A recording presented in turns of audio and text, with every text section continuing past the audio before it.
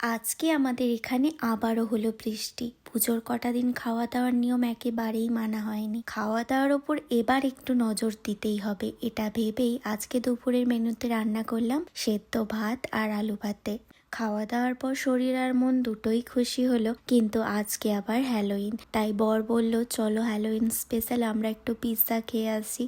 যা ঠান্ডা পড়েছে বেরোতে একেবারে ইচ্ছা করছিল না, কিন্তু মেয়েরা দেখলাম যেতে খুবই আগ্রহী, তাই বাধ্য হয়ে বেরিয়েই পড়লাম।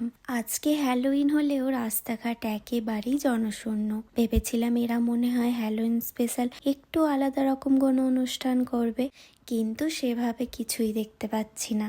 চারিদিকের পরিবেশটা বরং অনেকটা থমথমে হয়েছিল, চারিদিকটা তাকালে বেশ গা ছমছম করছিল, তাই এই জনশূন্য নিস্তব্ধ পরিবেশের ভয়ঙ্কর রূপটা ক্যামেরা বন্দি করলাম।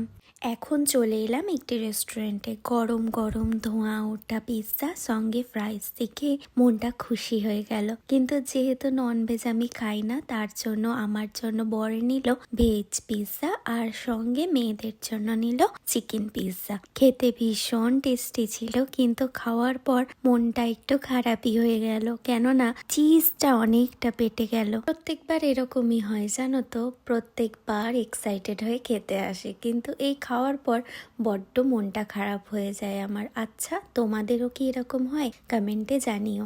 খাওয়া দাওয়ার পর বরকে বললাম এখনই আমি বাড়ি যাব না, হাই স্ট্রিটটা একটু হেঁটে আসি। খাওয়া দাওয়ার পর একটু হাঁটাহাঁটি করলে শরীরটাও ভালো লাগে, আর তার সঙ্গে আজকে যেহেতু হ্যালোইন, দেখতে বেরোলাম যে কেউ কিছু সেজে গুজে বেরিয়েছে কিনা, কিছু হচ্ছে কিনা যেটা আমরা জানি না, কারণ প্রত্যেকবারই এরকমই হয়, অনেক অনুষ্ঠান হয়ে যায় আর আমরা বাড়িতে বসে থাকি, কিছু বুঝতেও পারি না। তার কারণে হাই স্ট্রিটটা ভালো করে ঘুরলাম, দেখলাম না সেভাবে কিছুই হচ্ছে না, কিছু মানুষ টুকিটাকি সেজেই ভূত সেজেই বেরিয়েছে, এদিকে ওদিকে যাচ্ছে, কোথায় যাচ্ছে ঠিক বুঝতে পারছি না, হয়তো ওদের কোনো প্রোগ্রাম হচ্ছে কোথায়। এখন প্রায় রাত 9টা বাজে, আর এই সময় অনেক মানুষ সেজে গুজে ট্রেন স্টেশন থেকে বেরিয়ে এলো, মানে যারা গ্রাম সাইডে থাকে তারা সেজে গুজে শহরে ঢুকলো। এখন রাত্রে কোনো অনুষ্ঠান হবে কিনা সেটা বলতে পারছি না, কিন্তু রাত যেহেতু অনেকটাই হয়ে গেছে, তাই আমি আর বেশি দেরি না করে মেয়েদেরকে নিয়ে বাড়ির দিকে রওনা হলাম।